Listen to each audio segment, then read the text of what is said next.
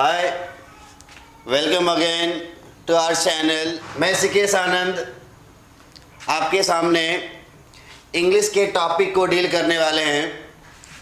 English के पूरे syllabus को पिछले क्लास में हमने थ्रू आउट देखा।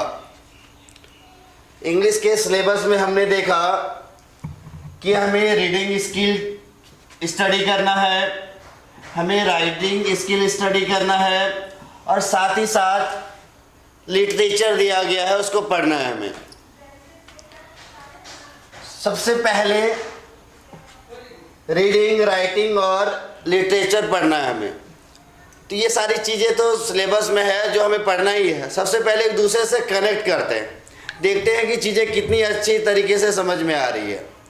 एडुएलाइट्स 1 इस चैनल का खास मकसद है कि जितने भी फैकल्टी मेंबर हैं सबका एक इंस्पिरेशन ये है कि एक अच्छे से अच्छे एजुकेशन को आपके सामने रखा जाए, बेस्ट क्वालिटी आपके सामने फ्लैश किया जाए।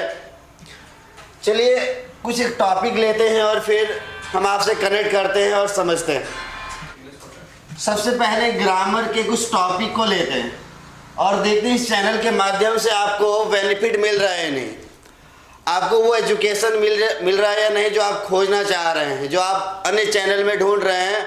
यकीन मानिए कि इस चैनल में आपको अच्छे से अच्छे एजुकेशन प्रोवाइड किए जाएंगे। जितने भी फैकल्टी हैं इट्स एडुएलाइट्स 1 चैनल में, इस यूट्यूब चैनल में सारे faculty member unmatched teaching quality के माध्यम से आपको स्टडी कराएंगे। रेगुलर ग्रूमिंग होगा, रेगुलर चेकअप होगा। चेकअप का मतलब वो चेकअप नहीं, आपकी पढ़ाई को लेकर। चलिए ग्रामर के टॉपिक को लेते हैं। ग्रामर के टॉपिक को लेने से पहले एक शब्द लिखा हुआ बड़े बड़े अक्षरों में आप देख पा रहे हैं। देखिए ग्रामर। इस ग्रामर को तो हिंदी में बड़े आसान शब्दों से एक्सप्लेन कर सकते हैं। ये है व्याकरण। व्याकरण तो जान ही रहे हैं, व्याकरण पढ़ भी लिए हैं, जानते भी हैं, इसके डिस्क्रिप्शन के बारे में भी जानते हैं। लेकिन हम बहुत ही छोटे से सवाल आपके सामने रख रहे हैं। जब हम ग्रामर शब्द को सामने रखे हैं तो मेरा सवाल ये है ना कि इस ग्रामर का जी क्या है, आर क्या है, ए क्या है, एम क्या है, ऐसे पर्टिकुलरली ये सारी चीज़ें क्या है। सवाल तो है, जवाब लेना है इसका। जब हम ग्रामर के अलग अलग चीज़ों को देख रहे हैं जो अलग अलग इकाइयों से मिलकर बना, इस इकाई को कहते क्या हैं, ये जो फंडामेंटल यूनिट है वो यूनिट है क्या। यदि आपको पता है तो आप जवाब दे सकते हैं। चलिए हम बताते हैं आपको। इस ग्रामर वर्ड का ये जो जी है, आर है, ए है, ये सारे चीज़ों को अलग सेपरेट कर दें तो इसको लेटर कहते हैं। जी हाँ बिल्कुल, ये G R A double M A R, ये जो सारी चीज़ें हैं ये लेटर है और लेटर के कॉम्बिनेशन से वर्ड बनता है। इसका अर्थ ये है कि सी एक लेटर है और टी एक लेटर है। जब 3 अलग अलग लेटर कंबाइन हुआ, एक जगह जमा हुआ तो एक वर्ड को फॉर्म किया, जिस वर्ड का एप्रोप्रिएट मीनिंग होता है।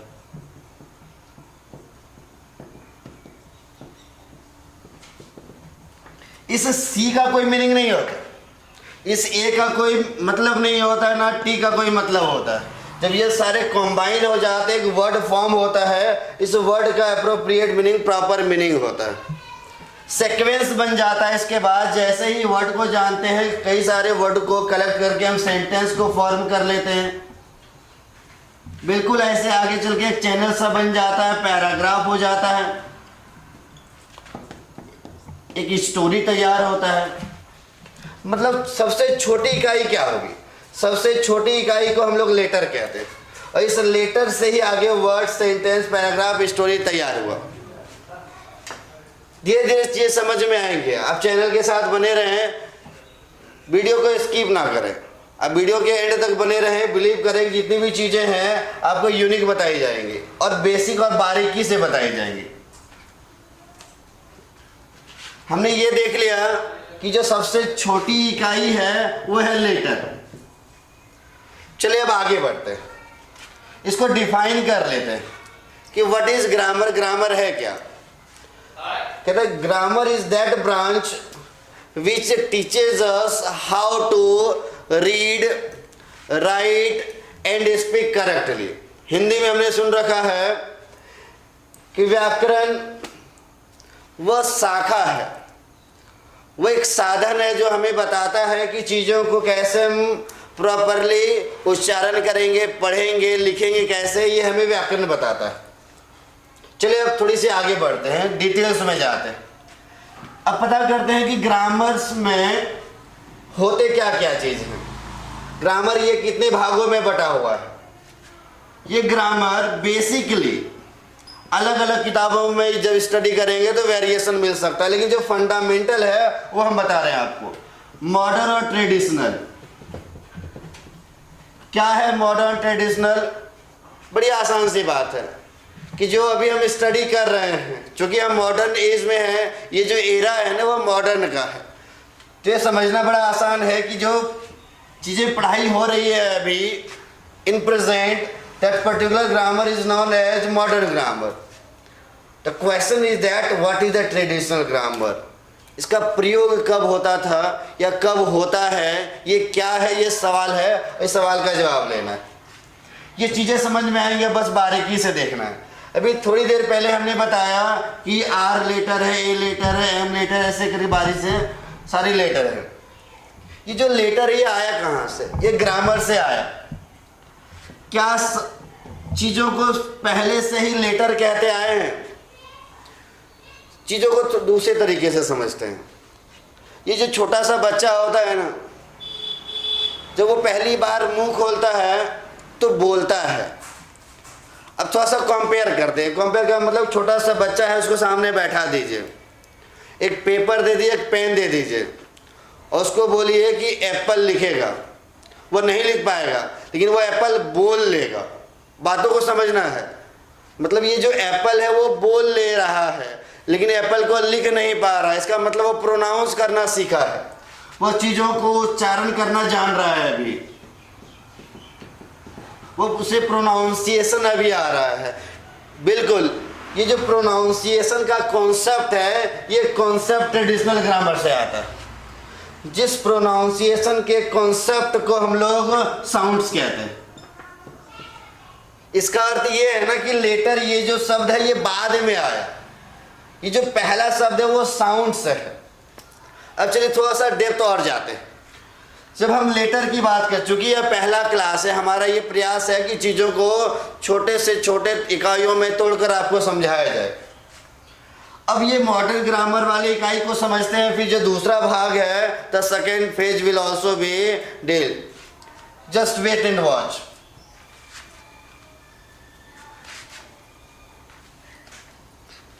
बात करते हैं अब इस लेटर की। वी ऑलरेडी नो दैट कि we have alphabets, 26 letter exist in it. Alphabet, जब इस अल्फाबेट को थ्रू आउट स्टडी कर रहे हैं तो अल्फाबेट 3 सेक्शन में पर्टिकुलरली बढ़ जाता है। एक वॉवेल, ये सारे कॉन्सेप्ट आपको पहले से भी शायद पता होगा, लेकिन चीज़ों को समझना है। यहाँ पर पता होना, जानकारी रखना, उसको फ्लैश करना, दोनों में थोड़ा सा डिफरेंस है। चीज़ों को समझना। ये vowel, semi vowel, last but not the least it is consonant. Alphabet has categorized into 3 sections, as you can see on the board. It is in front of you: vowel, semi-vowel and consonants. As I have told you earlier, जैसा कि मैंने अभी ठीक तुरंत आपको बताया कि we have 26 letters. This particular letters has got categorized into 5, 2 and 19. You understand or not? बात समझ में आ रही है? चलिए आगे बढ़ते हैं। हमने देखा कि लेटर बट गया। एक बात बता दें कि लेटर की जानकारी हमें राइटिंग करने के लिए मिली। जब हम मॉडर्न ग्रामर को स्टडी कर रहे थे, ये जो लेटर का कॉन्सेप्ट है ना, ये हमें लिखना सिखाता, ये हमें बोलना नहीं सिखाता, ये लिखने के लिए काम आता है। अभी हमने देखा कि मॉडर्न ग्रामर के अंतर्गत ये जो था लेटर, ये जो लेटर लिखा हुआ है, ये लेटर मॉडर्न ग्रामर के अंतर्गत आता है। लेकिन जो दूसरे हिस्से में लिखा सवाल तो वहाँ अटका हुआ है।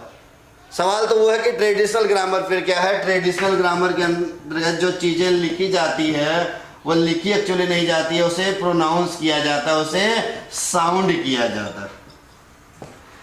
जैसा कि देखा हमने कि लेटर 26 होता है तो साउंड्स भी होता होगा। जी बिल्कुल हाँ होता है। ये जो साउंड्स है वो 44 होते हैं नंबर में।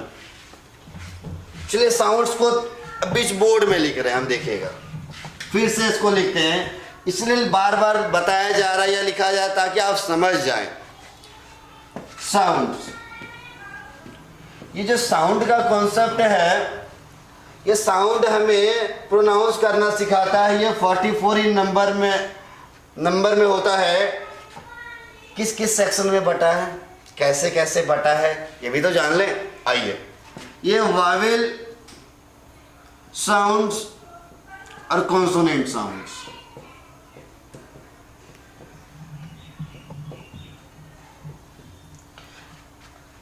टोटल 20 वावेल साउंड्स होता है और 24 कॉन्सोनेंट साउंड्स होता है। आगे के वीडियोस में आपको इसके बारे में और डिस्क्राइब करके बताया जाएगा कि वावेल साउंड्स 20 कौन सा है, कॉन्सोनेंट साउंड्स 24 कौन सा है, ये आपको बताया जाएगा। बस ये इसे अभी ध्यान रखना है। अब सवाल ये है ना, फोनेटिक्स यदि हम सीख लिए, फोनेटिक्स नाम सुने, फोनेटिक्स, वो फोनेटिक्स जो प्रोनाउंस करना सिखाता है, उसी फोनेटिक्स को हम लोग आसान शब्दों में साउंड्स कहते हैं। इस साउंड्स के मदद से हम चीज़ों को सही, क्योंकि जो प्रोनाउंस हम करते हैं जैसे OFTEN, ये जो बिगिनर्स होते हैं ना, जिन्हें बेसिक्स पता नहीं होता है, वो मिस्टेक कमिट कर जाते हैं, वो इस ऑफेन को ऑप्टेन पढ़ जाते हैं, इस लेसन को लिस्टन पढ़ जाते हैं। ये साउंड का प्रॉब्लम है, ये फोनेटिक्स है। फोनेटिक्स जानने के लिए साउंड जानना होगा, इसका मतलब एक दूसरे से वो रिलेटेड है। उम्मीद है यहाँ तक समझ में आया होगा। चलिए अब आगे बढ़ते हैं।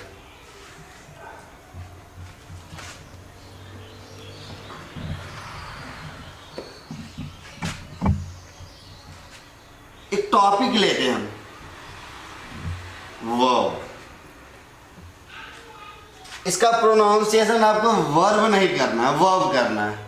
अभी हमने तुरंत बताया कि साउंड से ही हमें बताता है, फोनेटिक्स ही हमें बताता है वर्ब, जिसको हिंदी में क्रिया कहते हैं। सवाल ये है कि व्हाट इज वर्ब, वर्ब किसे कहते हैं। चीज़ों को ना बड़ा करके नहीं देखना है, चीज़ों को छोटा छोटा करके देखना है, समझ में जल्दी आएगा। चलिए हम देखते हैं। कहा जाता है verb is an action word, मतलब जिस वर्ड से हमें ये पता चले कि कोई एक्शन हो रहा है, कोई काम हो रहा है। जिस हिंदी शब्द से किसी काम के करने या होने का बोध होता है, उसे हम क्रिया कहते हैं। उसी को आसान शब्दों में, इसे याद करने की आवश्यकता नहीं। Verb is an action word, ये एक्शन वर्ड है। जैसे एग्जाम्पल, इसे एक्शन के जैसे read, right, dot dot dot. Hindi में इसे आसान भाषा में कहा गया है कि जिस हिंदी शब्द के अंत में ना रहे, जिस हिंदी शब्द के अंत में ना रहे उसे क्रिया कहते हैं। जैसे लिखना, पढ़ना, बोलना और भी बहुत सारे। ऐसा नहीं कि नाना भी होगा, नाना बिल्कुल नहीं होगा, ये तो रिलेशन है। चलिए ये याद रखना है कि जिस हिंदी शब्द के अंत में ना होगा वो क्रिया कहलाएगा। अब डिवीजन देखते हैं, इसे कैसे बांटा गया है, इसे कैसे स्टडी करना है हमें। जब हम वर्ब को डिवाइड करेंगे तो ये बेसिकली दो भागों में बढ़ चुका है। As we know that the particular verb is later on categorized into two parts. Yes, the first one we have to study from making point of view. The second one is form point of view.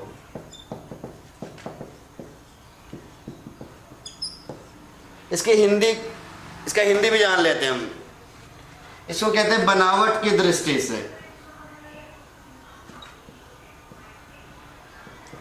और इसे कहते हैं रूप की दृष्टि से। इससे क्या होगा, चीजों को समझना आसान हो जाएगा।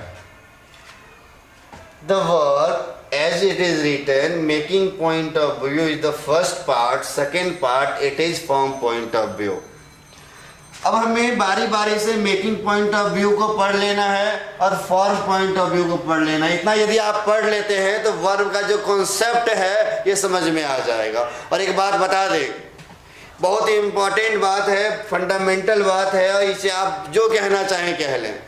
इनसे आपको याद रखना है कि whenever we are going to write a sentence, what is required in writing a sentence। जब हम वाक्य लिख रहे हैं तो इस वाक्य को लिखने में किन किन चीज़ों की आवश्यकता होती है ये जानते हैं, नहीं जानते हैं तो सुन के रखना है, गांठ बांध लेना है। ये बहुत इंपॉर्टेंट है कि सब्जेक्ट, वर्ब और ऑब्जेक्ट, मतलब एक सेंटेंस को सीक्वेंस में लिखने के लिए हमें 3 चीज़ों की आवश्यकता होती है, subject, verb and object. Subject, verb and object. ये जो वर्ब है ना, ये काफ़ी इम्पोर्टेंट यूनिट है जो हमें सीखना है। ये हमेशा बीच में होता है। इसका प्रयोग हम आगे भी करना सिखाएंगे, अंत में भी करना सिखाएंगे, इंडिपेंडेंट करना सिखाएंगे। ये सारी चीज़ें हम आपको बताएंगे। पहले आपको जान लेना है कि वर्ब के 2 फेज होते हैं, बनावट की दृष्टि से, रूप की दृष्टि से। चलिए आगे पढ़ते, पहले इसको डील कर लेंगे फिर इसको कर लेंगे। बोर्ड को इरेज करते हैं।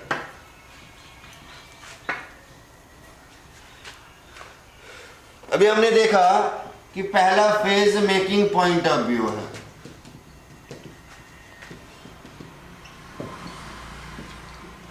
मेकिंग पॉइंट ऑफ बनावट की दृष्टि से, बनावट की दृष्टि से वर्ब के 2 पार्ट हैं।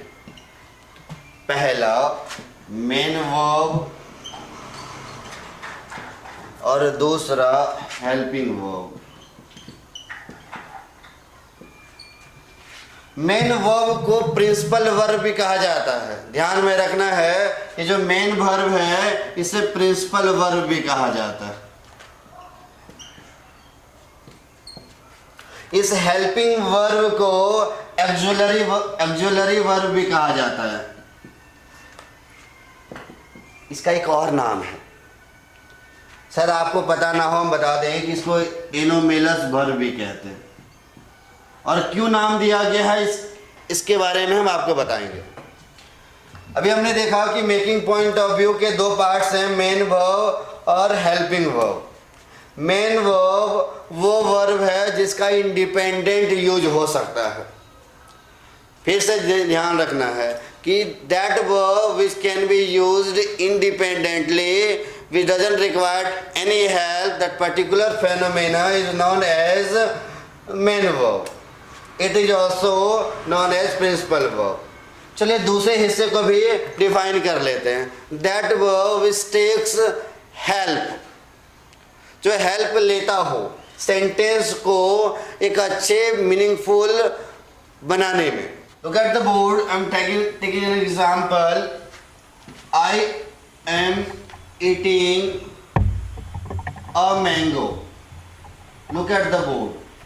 We have to recognize that how many types of verb the sentence exists. हमें ये पता करना है कि सेंटेंस में कितने तरह के वर्ब हैं और कौन कौन से वर्ब हैं। तो बड़ा आसान है पहचानना, गौर से देखना। अभी हमने क्या बताया कि जिस हिंदी शब्द के अंत में ना उसे क्रिया कहेंगे, हम उसे क्रिया कहते हैं। लेकिन अब सवाल है ना कि कौन सा वर्ब बोलेंगे। जब वर्ब का कैटेगराइजेशन 2 पार्ट में हो गया, हमने देखा कि मेकिंग पॉइंट ऑफ व्यू के अकॉर्डिंग 2 तरह के वर्ब है, मेन वर्ब और हेल्पिंग वर्ब। थोड़ी देर पहले हमने ऐसा देखा। अब हमें ये रिकॉग्नाइज करना है कि मेन वर्ब कौन सा और हेल्पिंग वर्ब कौन सा है। तो हमने बताया कि जिस हिंदी शब्द के अंत में से ईटिंग का मतलब होता है खाना, ये जिस हिंदी शब्द के अंत में ना होगा उसे मुख्य क्रिया कहते हैं, उसी मुख्य क्रिया को इंग्लिश में प्रिंसिपल वर्ब या मेन वर्ब कहते हैं। इसका अर्थ ये है कि ये जो ईटिंग है ये मेन वर्ब, और ठीक मेन वर्ब के पहले ये जो एम है ये हेल्पिंग वर्ब। अब इससे एक सवाल भी क्लियर हो गया कि हेल्पिंग वर्ब का प्रयोग हमेशा, मतलब हमेशा हेल्पिंग वर्ब का प्रयोग मेन वर्ब के पहले होता है, ये क्लियर हो गया। मेन वर्ब ये इंडिपेंडेंट लिखा जा सकता है, जैसे ये आई इट लिखते हैं, इस इट को इसके बिना भी लिखा जा सकता है, लेकिन यदि हम आई एम लिखे तो इसका प्रॉपर मीनिंग नहीं, मैं हूं ये तो लिखा अर्थ निकल सकता है, लेकिन ये प्रॉपर नहीं है। जबकि इस सेंटेंस को हम देख रहे हैं, इट हैज इस प्रॉपर मीनिंग, इसका प्रॉपर मतलब निकल रहा है, तो अर्थ स्पष्ट हो गया कि इसे इंडिपेंडेंट लिखा जा सकता है और इसे नहीं लिखा जा सकता है। चलिए अब आगे बढ़ते हैं। याद रख लेना है कि हेल्पिंग वर्ब का प्रयोग पहले होता है और मेन वर्ब का प्रयोग बाद में होता है। अब हमने देखा कि मेन वर्ब जिसे प्रिंसिपल वर्ब कहा गया है, इस वर्ब का भी कैटेगराइजेशन हुआ है, इस वर्ब को भी बांटा गया है। इस वर्ब को देखते हैं, जब मेन वर्ब को स्टडी कर रहे हैं तो ये वर्ब आगे चल के दो भागों में बट गया, एक ट्रांजिटिव वर्ब और दूसरा इंट्रांजिटिव वर्ब। आगे के वीडियोज में आपको इसका सेपरेट क्लास मिलेगा, फिलहाल आपको देखना है और समझना है। मेन वर्ब को दो भागों में बांट दिया गया, ट्रांजिटिव और इंट्रांजिटिव। डिफाइन करते हैं कि what is transitive and the second one what is intransitive. Listen carefully, a verb which requires an object to complete its form is known as transitive verb, and the second one is a verb which doesn't require an object to complete its form is known as intransitive verb. अब हिंदी में समझ लेते हैं। इसे सकर्मक कहते हैं और इसे अकर्मक कहते हैं। वह वाक्य जिसमें कर्म की प्रधानता होती है उसे हम ट्रांजिटिव कहते हैं। हमें इंग्लिश में प्रोनाउंस करना है, मतलब ये है ना कि चीज़ों को यदि इंग्लिश में सीखना है तो we have to keep in mind that the most pronunciation should be made in English. As we know that the more you will speak in English the more things will be easy for you.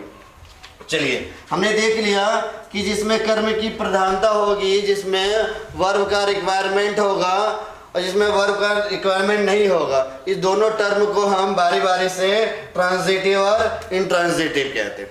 Now look at the board. जैसा कि हमने देखा कि main verb के दो parts हैं, transitive intransitive. In the same sense helping verb के भी दो पार्ट हैं। हेल्पिंग वर्ब के दो पार्ट हैं, पहला प्राइमरी वर्ब और दूसरा मॉडल वर्ब। प्राइमरी वर्ब और मॉडल वर्ब, बहुत इंपॉर्टेंट बात, ये बात ध्यान रखना है, मेन वर्ब्स आर अनकाउंटेबल। इसे काउंट नहीं किया जा सकता है, ये नंबर्स में बहुत अधिक होते हैं। हेल्पिंग वर्ब्स आर काउंटेबल, इसे गिना जा सकता है, मतलब जिसे नहीं गिना जा सकता तो वो बहुत है, जिसे गिन लिया जा सकता है उसके बारे में हम बता दे रहे हैं। ध्यान रखना है कि हेल्पिंग वर्ब्स टोटल 24 ही है। Total helping verb in English grammars are 24 in numbers. Keep in mind, primary verb पहला और दूसरा मॉडल वर्ब, इस 24 को बांट दिया गया है। यदि हम देखें गौर से तो primary verbs are 11 in numbers and the remaining modal verbs are 13। Primary verb 11 और मॉडल वर्ब 13, मिलके हो गया 24। यहीं से निकल कर आता है। ध्यान रखना है कि the combination of that primary verb and that modal verb is termed as a new topic that is known as anomalous finite. मतलब प्राइमरी वर्ब और मॉडल वर्ब के संयुक्त रूप को एनोमलस फिनाइट कहा जाता है। अब हम ये जान लेते हैं कि प्राइमरी वर्ब जो 11 है वो कौन कौन सा है और मॉडल वर्ब कौन सा है। क्योंकि ये काउंटेबल है इसलिए आपको बता दिया जा रहा है। प्राइमरी वर्ब लिखते हैं। प्राइमरी वर्ब जो 11 इन नंबर्स में है वो कौन कौन सा है समझते हैं। Verb to be, verb to do और वर्ब टू हैव के कॉलम के रेस्पेक्ट समझते हैं कि 11 जो नंबर है वो कौन कौन सा है। Verb to be is, am, are, was, were. Verb to do, does, did. Verb to have, has, had. Count करेंगे आप तो 11 नंबर में होगा। 5, 3, 3, 11। ये प्राइमरी वर्ब्स हैं। लेकिन जब आप इसे बड़े गौर से पढ़ेंगे देखेंगे तो इसके ब्रैकेट सेक्शन में कुछ छुपा हुआ रहता है। जैसे आप वर्ब टू बी देखेंगे तो इसमें बी, बीइंग और बीइंग ये डिसअपियर होगा, लेकिन इसका प्रयोग होता है। हम जानते हैं ना कि आई हैव बीन रीडिंग, इस्तेमाल किया जाता है बीन का। लेकिन इस बीन का इस्तेमाल कैसे करते हैं और क्या इसका इस्तेमाल इंडिपेंडेंट फॉर्म में किया जा सकता है या नहीं, हम थोड़ी देर में बता रहे हैं। बस देख लीजिए इस कॉलम को पहले। Verb to do, does, did. इसके कॉलम में डन और डूइंग जो डिसअपियर होता है, मतलब इसका प्रयोग जो है ना इंडिपेंडेंट के रूप में करेंगे या नहीं देखते हैं। और जो अगला फॉर्म है वो है हैविंग। चलिए ये तो कॉलम पूरा हो गया। ये जो एग्जाम्पल लिखा गया इस एग्जाम्पल को समझते हैं। एक सवाल है आपसे, क्या यह सेंटेंस सही है? रिस्पॉन्स करना है। You can comment. ये सेंटेंस सही है या ये सेंटेंस सही है आपको बताना है। आप गौर से देख रहे होंगे तो आपको ऐसा लग रहा होगा कि ये सही है। पता है क्यों? क्योंकि ये सुना सुना सा है। ये सेंटेंस गलत है। अब कैसे गलत है पता नहीं, ये जवाब शायद हमारे पास भी नहीं है। लेकिन देखना गौर से, आई के साथ बिन का प्रयोग डायरेक्ट नहीं हो सकता। क्यों नहीं हो सकता है? यहाँ पे आई के साथ सर हैव लगाएंगे फिर ना बिन का प्रयोग हो जाएगा, लेकिन डायरेक्ट बिन का प्रयोग क्यों नहीं होगा, इसी का जवाब देना है। जब प्राइमरी वर्ब को स्टडी कर रहे होते हैं तो प्राइमरी वर्ब के 3 सेक्शन आप देख रहे हैं। Verb to be, verb to do, verb to have. Rule कहा जाता है कि इन ब्रैकेट वाले शब्दों का प्रयोग तब होता है, इन ब्रैकेट वाले शब्दों का जिसमें से हम बिन को अभी उठाए हैं, इन ब्रैकेट वाले शब्दों का प्रयोग तब होगा जब इस verb to be, verb to have, verb to do में से कोई एक एप्रोप्रिएट शब्द इसके आगे लगा होगा।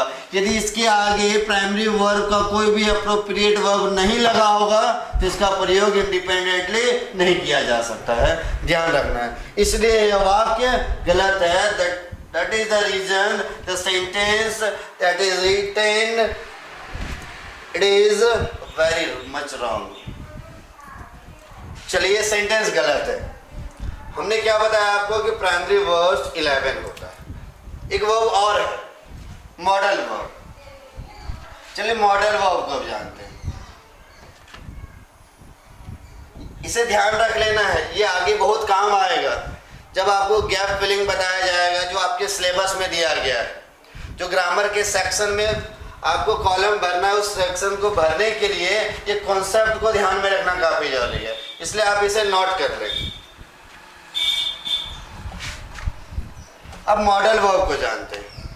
जैसा कि देखा हमने, modal verbs are 13 in numbers. Okay, look at the board. Modal verb can, it is the present form.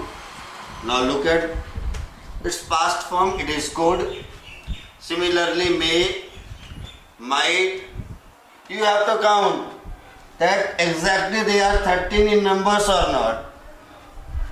Shall, should, will, would. चलिए इधर देख लेते हैं।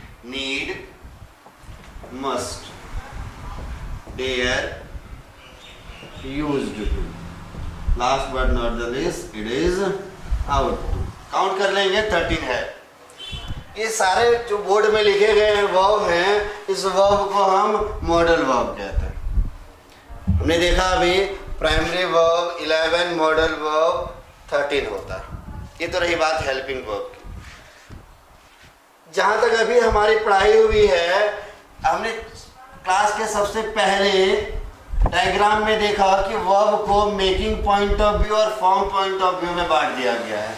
जहाँ तक हमारी पढ़ाई हुई है वो है मेकिंग पॉइंट ऑफ व्यू। इसका मतलब रह क्या गया है, ये फॉर्म पॉइंट ऑफ व्यू। इसे भी देख लेते हैं।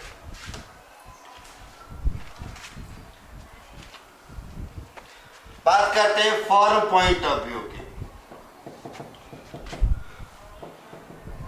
हिंदी में क्या कहा गया इसे, रूप की दृष्टि से। रूप की दृष्टि से, रूप की दृष्टि से ध्यान रखना है कि रूप की दृष्टि से वर्ब के तो फॉर्म होते हैं, finite and the second is non finite.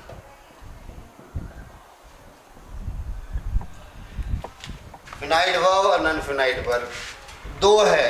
एक डिफिनेशन जान लेंगे तो उसका जो अगला डिफिनेशन होगा उसके जस्ट अपोजिट हो जाएगा, इसलिए एक को देखना है, दूसरा बाय डिफॉल्ट समझ में आ जाएगा, ध्यान देना है। चलिए डिफाइन करते हैं इसको।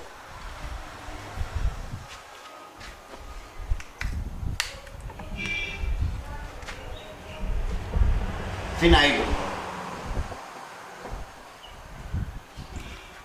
a verb which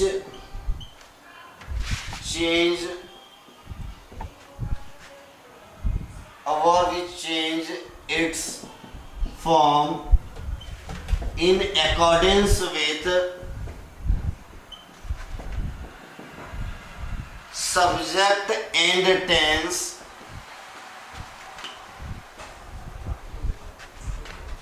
known as finite verb। अब इसी वर्ब को बस अपोजिट कर देना है। जैसे हम अपोजिट करेंगे इस नॉन फिनाइट वर्ब का एक डिफिनेशन हमारे सामने आ जाएगा। इससे एग्जांपल के थ्रू हम समझते हैं कि ये फिनाइट वर्ब है या नहीं, या फिनाइट वर्ब किस कंडीशन में है। इसके हिंदी अनुवाद को जब देखते हैं तो कहा जाता है फिनाइट वर्ब वह वर्ब जो वाक्य में जो सेंटेंस जो वर्ब दिया गया है वो वर्ब जो सब्जेक्ट और टेंस के अनुसार अपना रूप बदल लेता हो उसे फिनाइट वर्ब कहते हैं। फिर से नोट करना है कि वह वर्ब जो सब्जेक्ट और टेंस के अनुसार अपने फॉर्म को बदल लेता हो उसे फिनाइट कहते हैं। एग्जांपल लेते हैं।